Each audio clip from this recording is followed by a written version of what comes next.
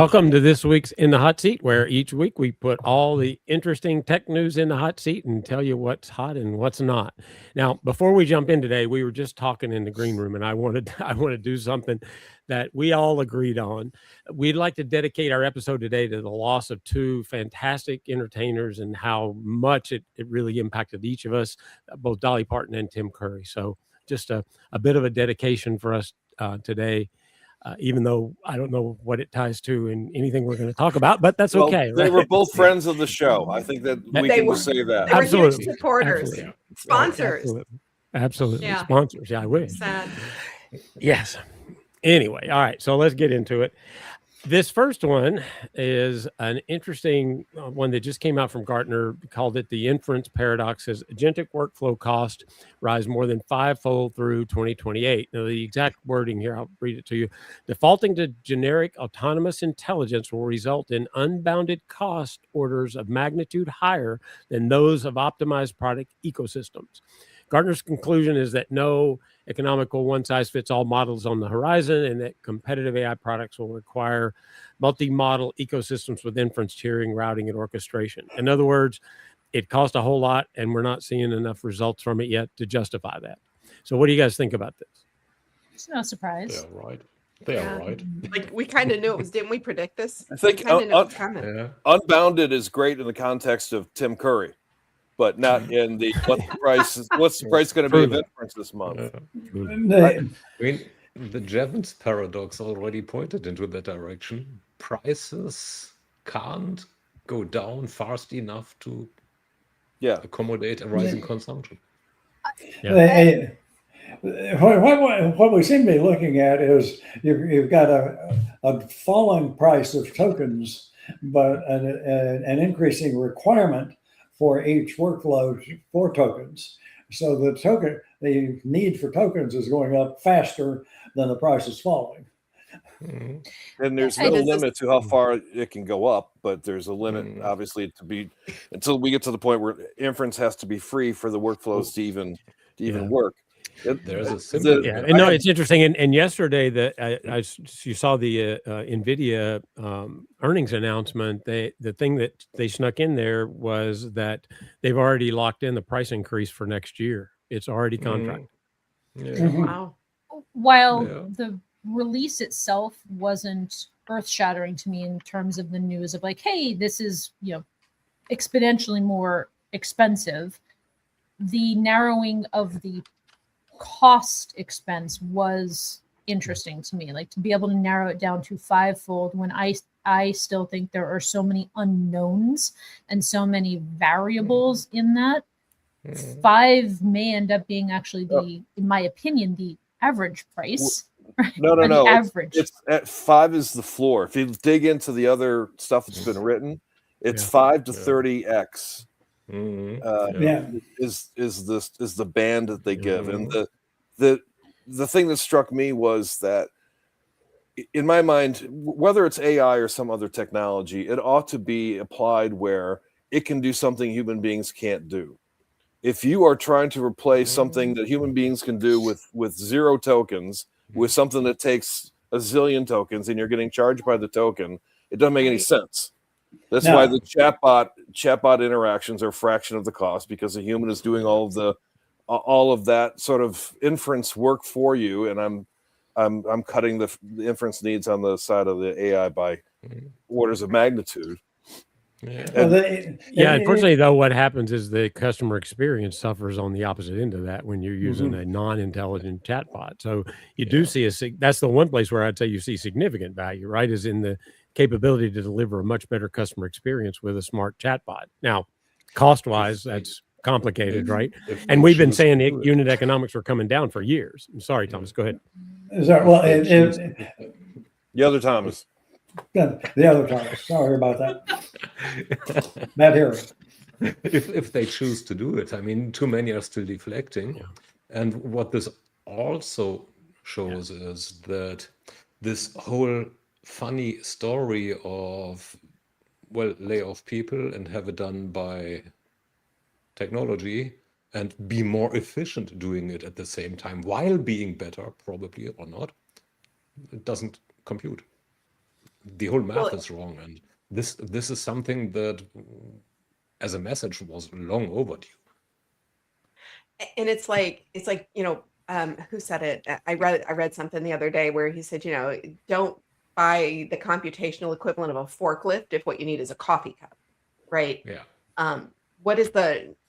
Don't we need to go back to what makes the most sense from a cost, let's say cost perspective? We know that it makes sense from an experience perspective and a productivity perspective, but from a cost perspective, does it make more sense to put the humans back in the loop to do some of these things that humans do best and save some of that computational power, like you said, for the stuff that we really can't do as well? The question becomes, in effect, not which model do I use, but which processes will actually accept a much more expensive model. Well, I mean, it ties back to this whole idea of looking at the use case individually and finding out the right way to approach it. Do you need to use an agent? Does it need to be an autonomous agent? Right. Do you need to use a large language model, a mid-sized language model, a small language model where your costs are going to be significantly less? Or do we even need to automate this? Or maybe we could automate it with RPA because it's just simply repeating an action. So I think part of this underlying is just saying, let's be smarter about the way we're thinking about this. Agentic AI is great. It doesn't solve every use case process in your entire business. It just doesn't. What is it about the human being that's looking for some silver bullet, solution every single time anybody comes up with anything? Can we not handle two things at once, or what is the deal? No, we can never have been able to hold two things through at the same time. Well, We always- go ahead, Christy. No, you go ahead, Jody. You haven't had a chance yet. I was just going to say that it highlights and brings to the forefront something that has been an age-old problem in every organization, whether you're startup or enterprise, your process optimization, right? Your change management and process and buy into those processes. I think now that organizations are beginning to slap an AI agent on top of something to make something more efficient, it is highlighting something that you can't bury, right? You can't bury that it's a broken process or a process that's not necessarily architected the right way. Agentic AI brings that right to the forefront. Yeah. So at a minimum, this is helping to, I think, force organizations to really think through how to better optimize their processes. Yeah, and I mean, optimizing a broken process just makes it, be broken faster. And that's more not expensive. necessarily where you're going, and cost a lot more. Right. So that, I mean, that's, and again, it goes back to the same thing we've been talking about for a bit. Pick the right use case. Do this, roll it phased. Don't go in big bang like we used to say with ERP implementations. Like nobody would implement ERP in a big bang because guess what? Big bangs blow up. That's the point. Right. That's in the description. Exactly. Blow up big. And Jody, to your point, one more needs to be added there. Also to Pete. It's not only that we are not capable of doing two things, but we are too capable of listening to, sorry for my marketing bitching, to smart marketers who are selling all sorts of silver bullets that are not so silver. The other thing I noticed here in their forecast is they really, saying 5 to 30x gives you a pretty broad range for being, it gives you a pretty big target to hit. Let's put it that way. I want to go back to Thomas's comment because I want to watch Jody's reaction. Let me get my popcorn. I was actually going to semi-agree with you, Thomas, on the Somebody write that down. I know this is the second time, Thomas. Second time in a season. Let's go. So what I was going to say is I think you're right. There is an element of the shiny new headline that comes out and you want to be in that conversation. I think the board pressure, the executive and leadership pressure to, hey, get on board with this AI thing, and being able for departments to say, we're doing AI, we're incorporating AI, and right, this is how we're doing this as a company so that it is good for investors and your marketing and your internal narrative. But again, it's all leading to, in my opinion, layering onto your point, Michael, you're not fixing that underlying broken process or even identifying. I mean, let's take a step back. Forget fixing the process. Identify the need versus, hey, how can I take this marketing message and throw it into a process or a function within my organization and be able to report back to leadership that I did this, check off my KPI. Yeah. Right. Yeah. And I think, I just started writing a series that I call AI Strategies Business Strategy. And I think that's the part of the broken mental link, right? Is that I have an AI strategy and I have a business strategy. And I didn't put them together. Right. And that doesn't make any sense, but it's the way we've looked at it for the last 3 years, because we got to have some of this. We just have to have an AI strategy when we haven't actually stepped back and figured out how it makes the business better. It's not just a cost savings. If it doesn't, do that, it has to increase revenue, it has to increase margin, there are all these things that you have to look at to make sure that it meshes into what you're trying to do. And then picking the right tool for the job is still a part of that process. Well, and that's not a new problem. Like that's not that existed before AI, right? There was product strategy that doesn't align to business strategy, and there was marketing strategy that doesn't align to business strategy, and technical strategy that has nothing to do with your business strategy. And that's how companies get so disconnected and end up going in different directions and not understanding why they can't achieve those 3 goals they set out to achieve this year. Well, none of your supporting strategies align. And it seems like they're jumping to AI rather than improving the process in the first place. So why would you automate a bad process? Yeah, well, and the other underlying thing here is that we've talked about pricing and the fact that we're shifting from per seat pricing to consumption-based pricing. Well, this is the other part of that story, is that consumption-based pricing, guess what? It's based on consumption. and we can't estimate what that's going to be. Correct. So, all right. So I think Jody's waving the flag that says we better vote here. So, how do we vote on this? Well, that's an interesting one, because I vote up, but what I'm saying is that I acknowledge they've hit a problem that is in fact there. I acknowledge. Yes. Right. So that's good for customers. That's good for customers. For sure. They shoved the invoice into our face, and that was long overdue. Yeah. And also from a user perspective, it gives that pinpointed number, at least as a starting point, and verifies like, hey, this is what you need to be thinking about. So I give it a thumbs up from both sides. All right, let's move on to the next one then, because this one actually goes with the other story, really. That's Clay ships workflow in open beta and publicly kills its agent first product. It moved orchestration off its table primitive into a visual graph of connected steps, shipped in open beta to all customers on all plans. Then here's what they actually announced: that changed this past week when we launched workflows in open beta for all customers and all plans. It's the biggest shift in how customers build on Clay since the original table.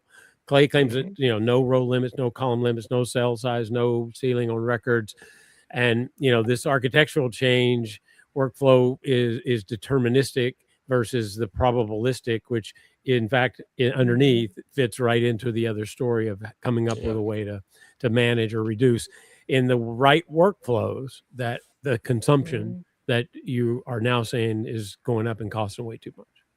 So what do you guys think about this?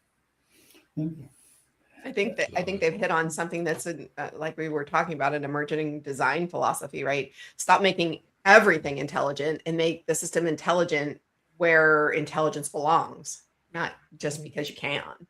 Well, maybe put in some intelligence before, right? I mean, we are not totally devoid of it as well, I hope. Yeah. Right. But we're talking about a slightly different type of intelligence, right? In predictable processes, you can use logic or deterministic intelligence, and that is, in fact, enough. Yeah. And that's why I love the story. So it's a direct acknowledgement of, you do not need the latest Chinese toy everywhere. You just don't. And to some extent, it's a kind of a post-mortem of what they did before, right? So they were on the same gravy train that Gartner just created the invoice for, or well, not created, but derived the invoice for. And they acknowledged that also probably from their internal perspective, it's just better to keep smarts, well, compile smarts. It's, Giga does the same, for it's, example. it's essentially they gave the agent a demotion. They went, you go be a specialist, not an orchestra. You're part of the orchestra. You're not the conductor. In effect. And well, we've said all along that this isn't, most workflows aren't just probabilistic or just deterministic. There's some middle ground, and I think them stepping back and going, okay, not all the things that we're doing right now fit an agent workflow. I mean, that fits into that model, right? Some workflows are in fact deterministic because that's what they are. They're logic based, right? If you do this, do that, then do that. That's fine. Right. Well, and I do think it actually makes them stand out right now in a very crowded market and a very crowded AI marketing message space to say, hey, we've really taken a look at this and we're taking a step back and pulling back from the concept of that agent first kind of angle with the product that it, to your point, Steve, demoted. That's new, right? People are not saying that. People are going full force on the AI agentic front. So that's the thing I found really interesting about this was the fact that somebody's raising their hand and saying, hey, guess what? We're really taking a look at this, looking at the processes back to conversation number one, and we're making this decision, and makes them stand out in my mind. Yeah. And I mean, this just makes it easier for their customers to go, hey, wow, that cost me way too much last month. What do I do? Yeah. They've given them a what could I do? It's greatly increased visibility here, which I think is one of the positives in this case. Is I can see a lot more where the previous version was kind of a black box to the customer. The other thing that I thought was interesting in the brief that we had was that it mentioned that they're now doing credit spike alerts. So, they're kind of like doubling down on their approach here. Like, hey, and we're going to let you know if you're spiking at any point in time so that you can try and get control of it before the costs get out of hand. Very smart from a marketing perspective, right? Because now it's going to address the customer's fear as they're going into, or their concern as they're going into picking solutions. How am I going to know how much I'm using? How much is this going to be? You've answered my questions right up front. They're turning the whole market neurotic. Use my intelligence, but not too much. Is that too much? I don't know if that's too much. Do I have some more I can use? I better use it. Oh shit, it's gone. Oh, I used too much. Did you just say neurotic, or did you say neurotic or unerotic? Neurotic. Neurotic. Yeah. Minor. It's like, I'm not sure where your mind is going there, but okay. Which Snoopy character was he? I don't know. We should actually give him a Snoopy character. I don't think we did, but it seems to me like from a marketing perspective, they're making the whole process more trustworthy, making it more visible and making the cost more visible, which I mean, that's what they want. I'm going to vote that one down. That's what they want you to believe. I mean, you're correct. That's what they want you to believe. All right, well, let's just vote, and then we can get to our fun startup of the week segment. So what do you guys think? I think it's cool. Oh, my thumbs are disappearing. I think God, so we are so much in alignment today. I know. Where's the heat and the fire? Something is totally wrong today.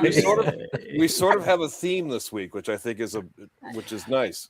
That's fair. That's fair. Are you saying that we're neurotic, Pete? No, if we agree to the first premise, then the second one and third ones could more likely follow.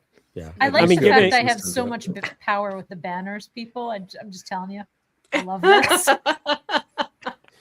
Okay, moving to the Moving on. startup spotlight. Rillet, I don't know. Rillet. Just raised 100 million Series C at a 1 billion valuation. It's AI-native ERP for finance teams. Isn't all ERP for finance teams? I don't know. Anyway, combines real-time general ledger, continuous close architecture, AI agents. So humans and agents run close together. That makes sense, with full context controls and auditability. The round was led by Sequoia, Andreessen Horowitz, Bain Capital Ventures, Oak, Battery Ventures, First Mark, Scale Venture Partners. All the top names there. Third round in 12 months, total funding above 200 million. And it's interesting because this is an AI native move in an area that has been AI embedded for the last couple of years. And it is something that I think you're going to see more and more of. It's the strongest enterprise agentic raise of the week. And it is really, a native AI native ERP move that I think will have some, impact in the marketplace. So what do you guys think? Totally. Nobody the other thinks way anything? around as Yeah. totally the other way around as the other two, right? So they are adding agents. But But Yes. I think first of all, they it seems to have some very strong backing. I.e., the list of names that are behind it are pretty are pretty powerful. The other thing is there's a lot of implications in this for auditors.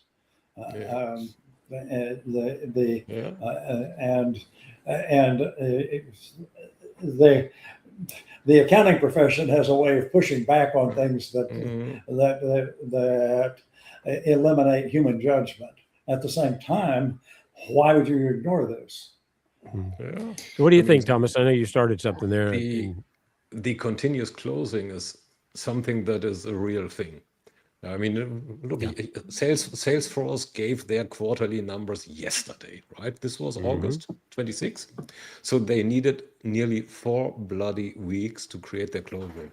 Yes. Maybe they needed to massage their numbers a little bit and do their new disambiguation. Sorry, Michael. The new disambiguation. Yes, we like that word.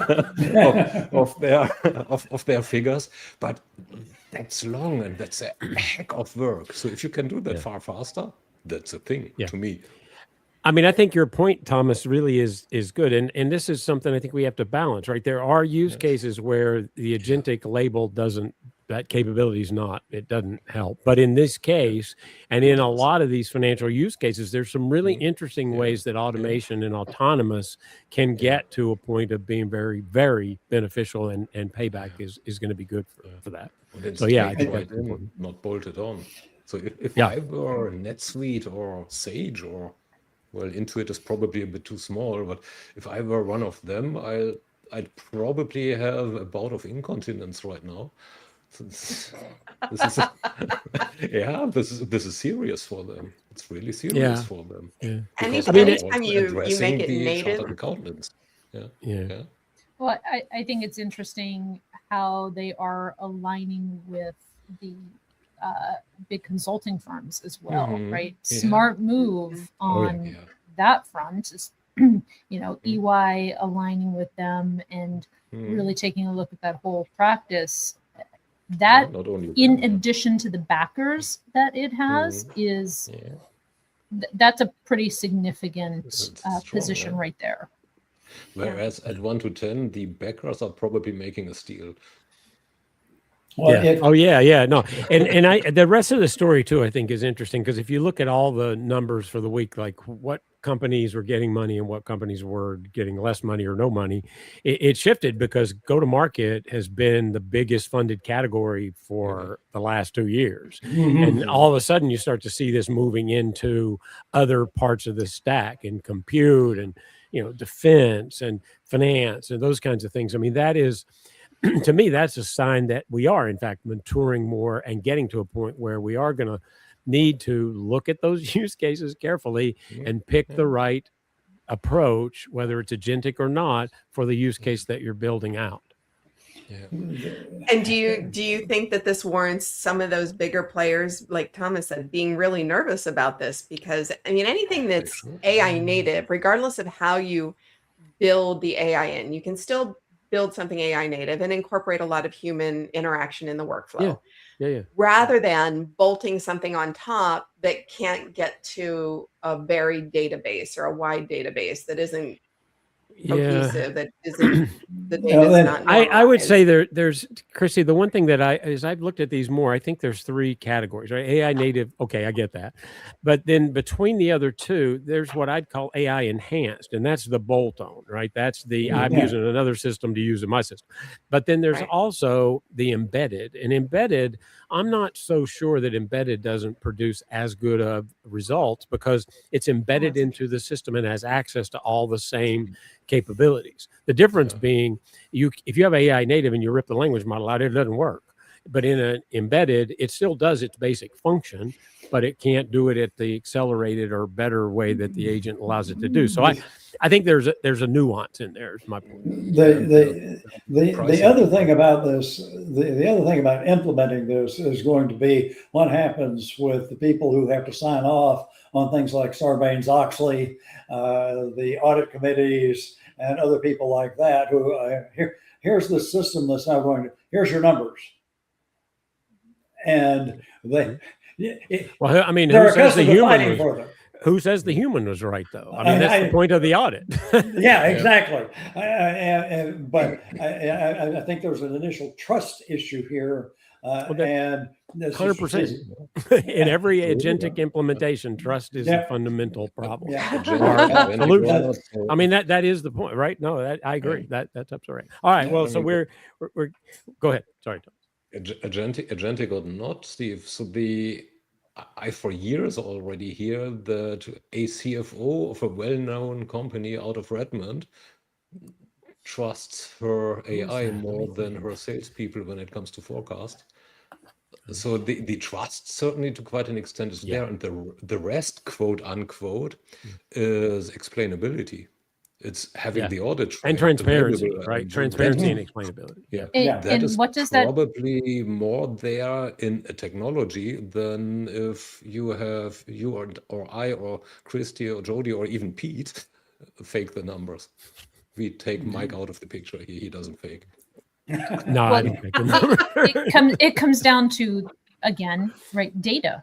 I mean, data and AI are almost synonymous in some ways, right? I mean, bad data, it is still garbage in, garbage out is just as true now, and maybe even more true. It can enable faster problems. That's but to the point, again, it's going to, as I said earlier, it's bringing awareness to and putting right in the forefront, fix the broken processes. That's where you need to spend your time. How long have we been talking about the dirty data and the need to fix that data and have that underlying foundation? This is just quickly expediting how quickly people are realizing, oh crap, this really does matter. It matters if I'm 5 points off of something, or if I missed a word, or if I didn't fulfill notes properly. I mean, this is almost like the magnifying glass to highlight business problems that need to be remedied quickly. And we talk about the pilot to production problem, and the pilot is supposed to help you establish trust if you do it in the right way. Unfortunately, part of this has been limited pilots in ways that don't build up a trust because it won't scale up, right? I mean, even down to the idea we have to have human in the loop. In a pilot, that's fine. At a scale, that could be a horrible decision. Because you end up with a person who just sits there and pushes a button all day long. Eventually, they're not looking at what they're pushing; they're looking over somewhere else, right? I mean, that's so. My point is that building trust is a part of that pilot to production and the success there. Thank you for flagging me, Jody. You're correct. We're running out of time, so I guess we have to vote. And there, I thought the boss was already given. Oh, what? No. Oh, Pete, I love it. Look, I couldn't get my words in during. So you'll have to come back next week to figure out why it is I voted that one down when everybody else voted theirs up. Hey, so 30 seconds, Pete. Can you do it in 30 seconds? Go, Pete. Go ahead. Go. No. Yes. That's what we do. We tease them into coming back, the audience. Oh, okay, got it. Sorry, I totally messed up your marketing. Plus, I think that they really botched the whole AI native thing. I'll give you a hint. That's what That's where I would go. Is okay. Oh, all right, we're well, so putting this at the opening next Okay. Yeah, week. I know. Yeah. Oh, yeah. For Bring next it on. week. Yeah, yeah. Now I have to do All some right. more research. All right. Well, so thanks everyone for joining this kind of crazy bunch.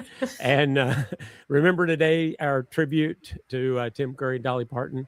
Really sad this week, but a very good episode. Thanks, guys, for all the contributions. And hopefully you guys got something out of it. Come back next week. We're here every week on Thursdays, or at least most every week. We did actually end up missing one, but that's okay. So thank you very much. And we'll see y'all next week.